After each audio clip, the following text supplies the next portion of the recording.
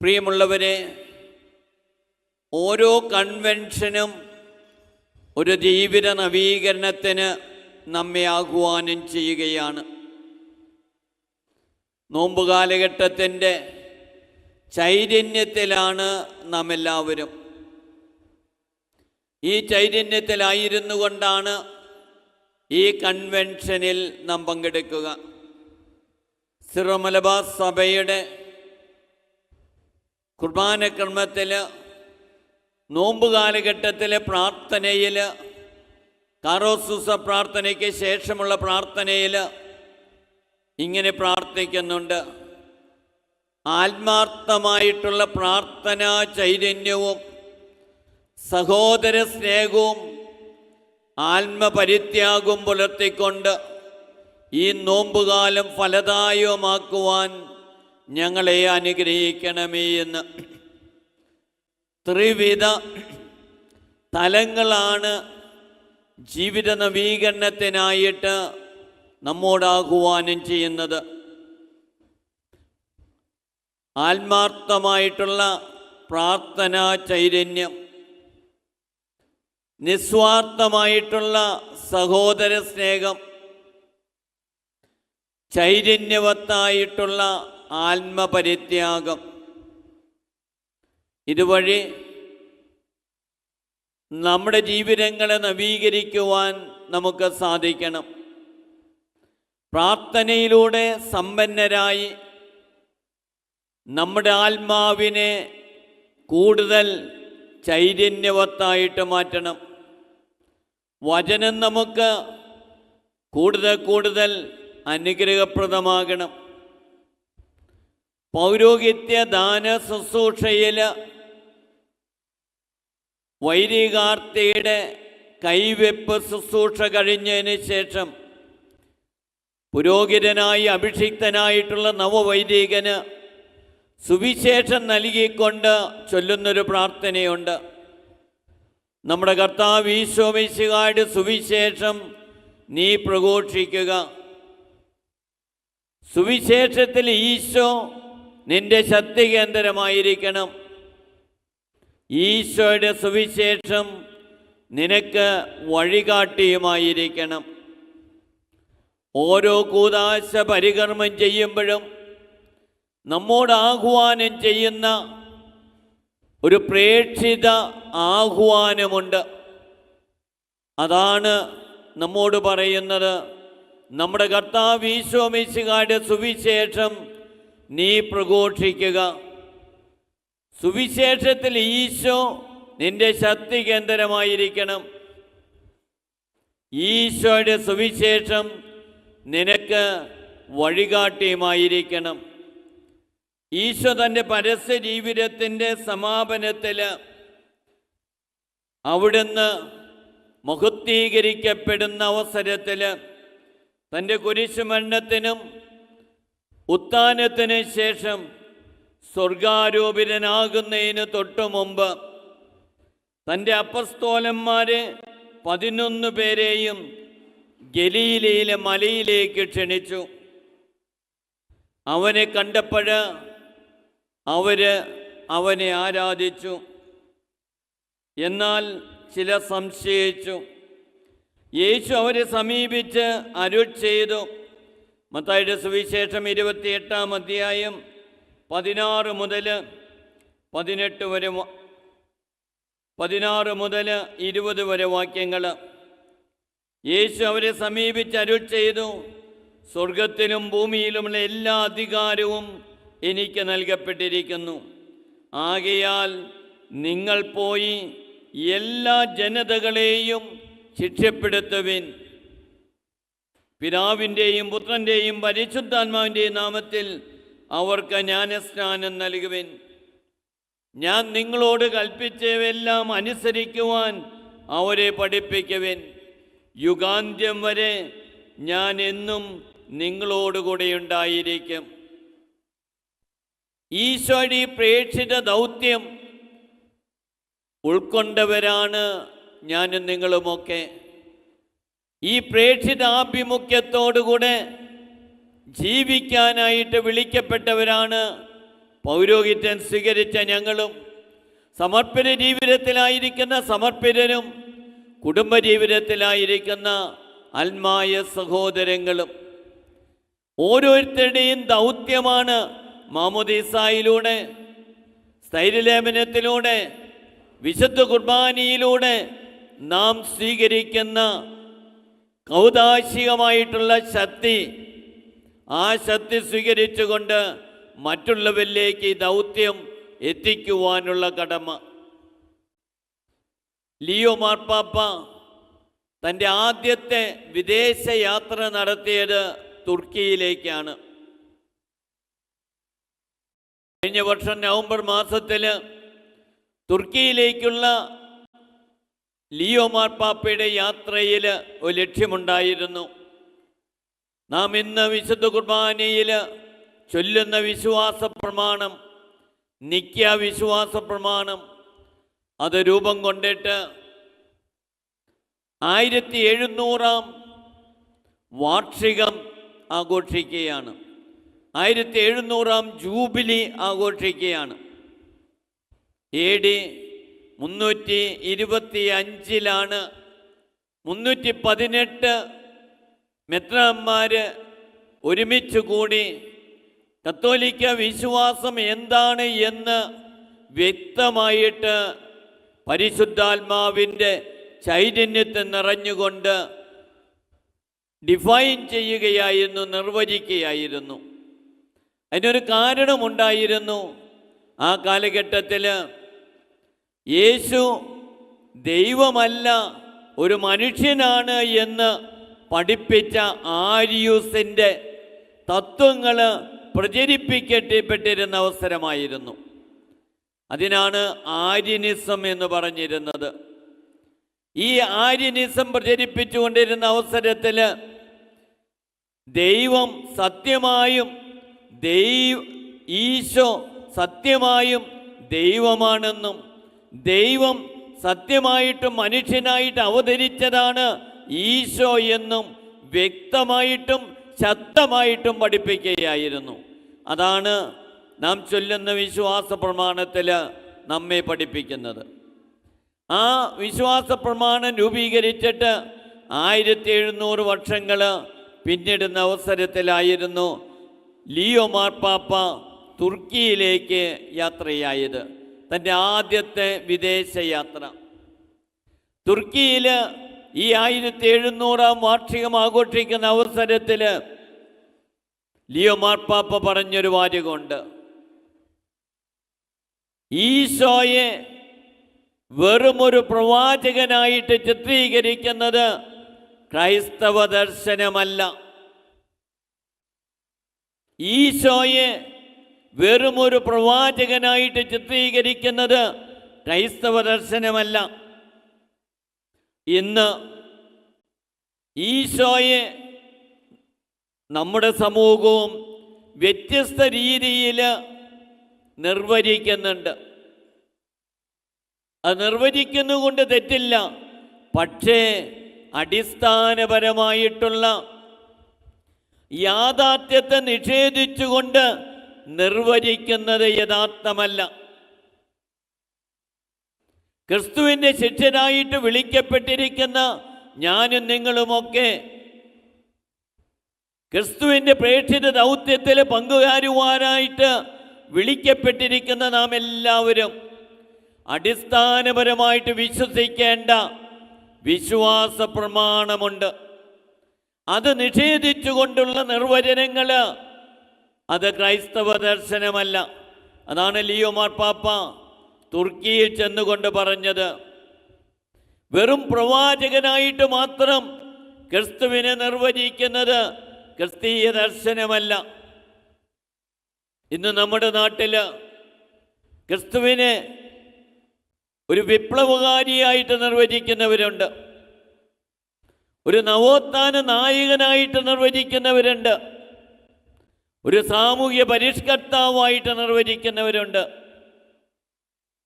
അങ്ങനെയൊന്നും അല്ലെന്ന് പറയുന്നില്ല. പക്ഷേ അതല്ല അടിസ്ഥാനപരമായിട്ടുള്ള വിശ്വാസം. അടിസ്ഥാനപരമായിട്ടുള്ള വിശ്വാസം എന്ന് പറയുന്നത് ക്രിസ്തു രക്ഷകനാണ്, ക്രിസ്തു ദൈവമാണ്, ദൈവപുത്രനാണ്. ദൈവം മനുഷ്യനായിട്ട് അവതരിച്ചത് ഈ ലോകത്തെ രക്ഷിക്കുവാൻ വേണ്ടിയിട്ടാണ്. അതുകൊണ്ടാണ് യേശുവിൻ്റെ ജനനവേളയിൽ മാലാഖമാര് ഇടയന്മാർക്ക് നൽകിയ സന്ദേശത്തിൽ പറഞ്ഞത്, സർവ്വജനതയ്ക്കുമായുള്ള സന്തോഷത്തിൻ്റെ സദ്വാർത്ത ഞാൻ നിങ്ങളെ അറിയിക്കുന്നു. നിങ്ങൾക്കായി ഒരു രക്ഷകൻ പിറന്നിരിക്കുന്നു. ക്രിസ്തു നിങ്ങൾക്കായിട്ട് പിറന്നിരിക്കുന്നു. സർവ്വജനതയ്ക്കുമായുള്ള സന്തോഷത്തിൻ്റെ സദ്വാർത്തയാണ് ക്രിസ്തു. ക്രിസ്തുവിൽ വിശ്വസിക്കുന്നവർക്ക് മാത്രമല്ല, വിശ്വസിക്കാത്തവരെ കൂടെ വിശ്വാസത്തിലേക്ക് കൊണ്ടുവരുവാൻ വിളിക്കപ്പെട്ടവരാണ് നാം എല്ലാവരും. ആ രക്ഷയിൽ പങ്കുപറ്റുന്ന നാം എല്ലാവരും.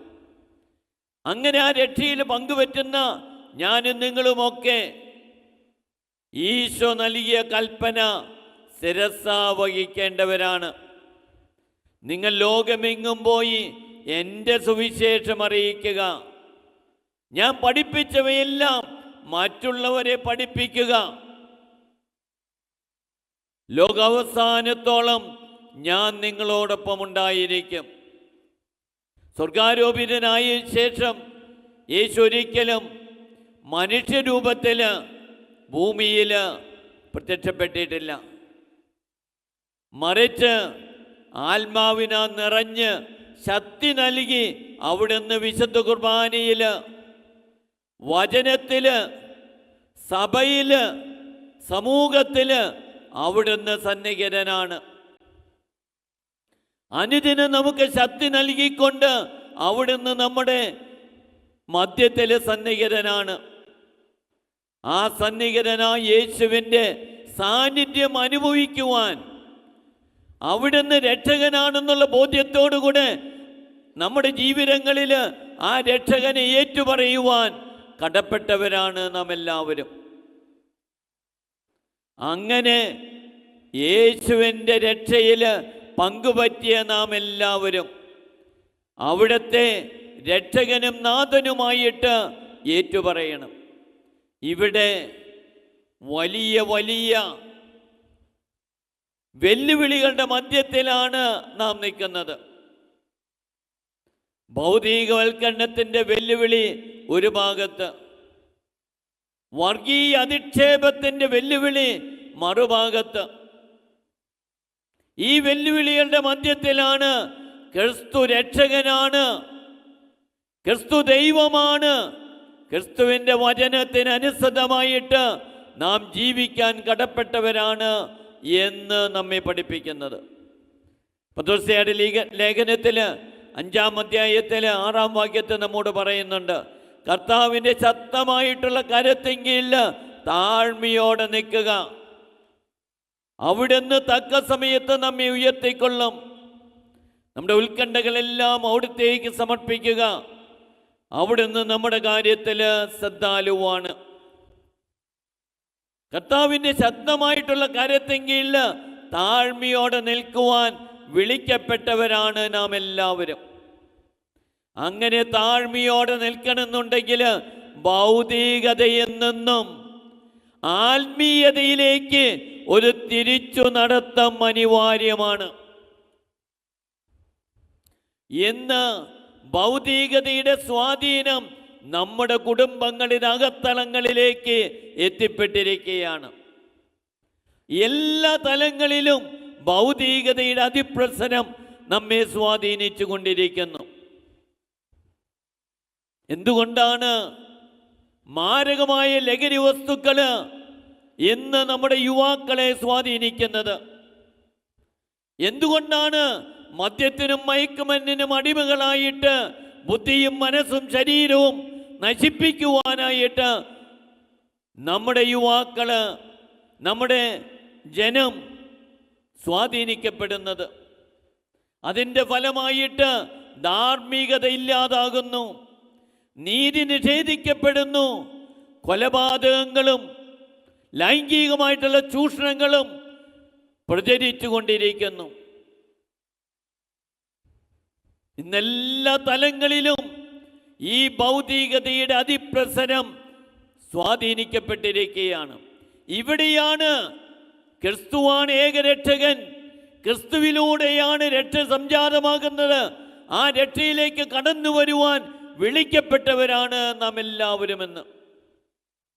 ഈ ഭൗതികതയുടെ സ്വാധീനം നാം അറിഞ്ഞോ അറിയാതെയോ നമ്മുടെ കുടുംബങ്ങളിലേക്കും കടന്നു വന്നിരിക്കുന്നു. നമ്മുടെ പൂർവീകര് ഉത്തരവാദിത്വപൂർണമായ മാതൃത്വവും മിതത്വവും നിർവഹിച്ചുകൊണ്ട് നമ്മുടെ കുടുംബങ്ങളിലൂടെ ഈ ദൈവികമായ രക്ഷ മറ്റുള്ളവരിലേക്ക് എത്തിക്കുവാൻ പരിശ്രമിച്ചിരുന്നു. എന്നാൽ ഈ ഭൗതികതയുടെ അതിപ്രസരം നമ്മുടെ കുടുംബങ്ങളിൽ വന്നപ്പോൾ നമ്മൾ അറിഞ്ഞോ അറിയാതെയോ നമ്മുടെ കുടുംബങ്ങളിലെ 99% കുടുംബങ്ങളും ഉത്തരവാദിത്വപൂർണമായ മാതൃത്വവും മിതത്വവും നിർവഹിക്കാതെ ദമ്പതികൾ കുടുംബാസൂത്രണം വഴിയായിട്ട് നമ്മുടെ ദാമ്പത്യ ജീവിതത്തെ തകർത്തുകൊണ്ടിരിക്കുന്നു. അതിൻ്റെ അതിപ്രസരം മൂലം ഇന്ന് സമൂഹത്തിൻ്റെ മുഖ്യധാരയിൽ നിന്നും നമ്മുടെ കുടുംബാംഗങ്ങൾ അകന്നുപോയി കഴിഞ്ഞിരിക്കുന്നു. മലയിലുയർത്തിയ പട്ടണം പോലെ ദിശാബോധം നൽകേണ്ടവര്, ഉപ്പുപോലെ സമൂഹത്തിൻ്റെ തിന്മകളിൽ നിന്നും കെടുതികളിൽ നിന്ന് രക്ഷിക്കാനായിട്ട് പരിശ്രമിക്കേണ്ടവര്, പുളിമാവ് പോലെ രുചി പകരേണ്ടവര്, പീഠത്തിന്മേൽ വെച്ച വിളക്ക് പോലെ ജ്വലിക്കേണ്ടവര് ഇന്നില്ലാതായിക്കൊണ്ടിരിക്കുന്നു. സമൂഹത്തിൻ്റെ മുഖ്യധാരയിൽ ധാർമ്മികത, നീതി, സ്നേഹം, കാരുണ്യം, ആർദ്രത, അനുകമ്പ ഇതൊക്കെ പ്രകാശിപ്പിക്കേണ്ടവര് അതിനായിട്ട് മുൻപന്തിയിലേക്ക് കടന്നു വരാൻ ആളില്ലാതെ ആയിരിക്കുന്നു. ഈ ഭൗതികതയുടെ അതിപ്രസരം നമ്മുടെ കുടുംബങ്ങളിലെ അകത്തളങ്ങളിലേക്ക് കടന്നു വന്നു എന്നുള്ളതാണ് ഇതിൻ്റെ പ്രധാനപ്പെട്ട കാരണം. ഇവിടെയാണ് ആത്മീയതയിലേക്കൊരു തിരിച്ചു നടത്തം, ക്രൈസ്തവീയതയിലേക്കൊരു തിരിച്ചു നടത്തം നമ്മുടെ കുടുംബങ്ങളിൽ നടത്തപ്പെടേണ്ടിയിരിക്കുന്നു. അങ്ങനെ ക്രിസ്തുവിൻ്റെ സുവിശേഷം നമ്മുടെ കുടുംബങ്ങൾ വഴിയായിട്ട് മറ്റുള്ളവരിലേക്ക് എത്താനായിട്ട് പരിശ്രമിക്കണം. ജാതി മത കക്ഷി രാഷ്ട്രീയ ഭേദമന്യേ സകലരിലും ക്രിസ്തുവിൻ്റെ കാരുണ്യം, ക്രിസ്തുവിൻ്റെ സ്നേഹം, ക്രിസ്തുവിൻ്റെ ക്ഷമ, ക്രിസ്തുവിൻ്റെ നീതി, ക്രിസ്തുവിൻ്റെ ധാർമ്മികത, ക്രിസ്തുവിൻ്റെ അനുകമ്പ, ക്രിസ്തുവിൻ്റെ രോഗീ സ്പർശനം, ക്രിസ്തുവിൻ്റെ ചൈതന്യം എത്തിക്കുവാനായിട്ട് കടപ്പെട്ടവരാണ്. അതിന് ഏറ്റവും ആദ്യമായിട്ട് നവീകരിക്കപ്പെടേണ്ടത് നമ്മുടെ കുടുംബങ്ങളാണ്. ആ കുടുംബങ്ങളിലേക്ക് ക്രിസ്തുവിൻ്റെ ചൈതന്യം എത്തുവാനായിട്ടിടയാകണം. അതുകൊണ്ടാണ് ലിയോ മാർപ്പാപ്പ ഇറക്കിയ ഡിക്കാസ്ട്രി ഫോർ ഫെയ്ത്ത്, വിശ്വാസത്തിൻ്റെ തിരുസംഘം വഴിയായിട്ട് ഇറക്കിയ പ്രമാണരേഖയിൽ ഊനക്കാരോ ഇൻ പ്രൈസ് ഓഫ് മോണോഗമി എന്നുള്ള പ്രമാണരേഖയിലൂടെ നമ്മുടെ കുടുംബങ്ങൾ നവീകരിക്കപ്പെടുവാനായിട്ട് ആഹ്വാനം ചെയ്യുന്നത്. അവിടെ ദാമ്പത്യ വിശ്വസ്തതയുണ്ടാകണം. ഭർത്താവ് ഭാര്യയോട്, ഭാര്യ ഭർത്താവിനോട് 100% വിശ്വസ്തത പുലർത്തുന്ന ചൈതന്യമാകണം. അതുപോലെ തന്നെ ഈ ദാമ്പത്യ വിശ്വസ്തത തൻ്റെ ജീവിത പങ്കാളി അറിയുന്നുണ്ടോ ഇല്ലയോ എന്നുള്ളതല്ല, മനസാക്ഷിക്ക് അനുസൃതമായിട്ടുള്ള ദാമ്പത്യ വിശ്വസ്തതയിലേക്ക് കടന്നു വരണം. ഏത് ജീവിതാന്തസ്സിലായിരുന്നാലും ആ ജീവിതാന്തസ്സിൻ്റെ വിശ്വസ്തത ജീവിതത്തിൽ പ്രകടമാകണം. അതുപോലെ തന്നെ പ്രധാനപ്പെട്ടതാണ് ഒരുമിച്ച് പ്രാർത്ഥിക്കുന്ന കുടുംബങ്ങളെ ഒരുമിച്ച് ജീവിക്കൂ. നമ്മുടെ കുടുംബങ്ങളിൽ നിലനിലിരുന്ന കുടുംബ പ്രാർത്ഥന നഷ്ടപ്പെട്ടു പോയിട്ടുണ്ടെങ്കിൽ തിരിച്ചു പിടിക്കേണ്ടത് നമ്മുടെ കടമയാണ്. ദൈവികമായ സാന്നിധ്യം നമ്മുടെ കുടുംബങ്ങളിലേക്ക് എത്തിപ്പെടണം. ഫ്രാൻസിസ് മാർപ്പാപ്പ പറയുന്ന ഒരു കാര്യമുണ്ട്. There is no perfect husband in the world. There is no perfect wife in the world. Tolerate, forgive, respect, love and live together. ദമ്പതികളോട്, കുടുംബാംഗങ്ങളോട് പറയുന്നൊരു കാര്യമാണ്, there is no perfect husband in the world. ഈ ലോകത്തിൽ പൂർണ്ണനായിട്ടുള്ളൊരു ഭർത്താവോ പൂർണ്ണയായിട്ടുള്ളൊരു ഭാര്യയോ ഇല്ല. കുടുംബജീവിതം ധന്യമാകണമെന്നുണ്ടെങ്കിൽ, സന്തോഷപ്രദമാകണമെന്നുണ്ടെങ്കിൽ പരസ്പരം ഉൾക്കൊള്ളാൻ തയ്യാറാകണം, ക്ഷമിക്കാൻ തയ്യാറാകണം, ആദരിക്കാൻ തയ്യാറാകണം, സ്നേഹിക്കാൻ തയ്യാറാകണം. അങ്ങനെ മരണം വരെ സംതൃപ്തിയിലും സമാധാനത്തിലും ജീവിക്കുവാനായിട്ട് സാധിക്കണം.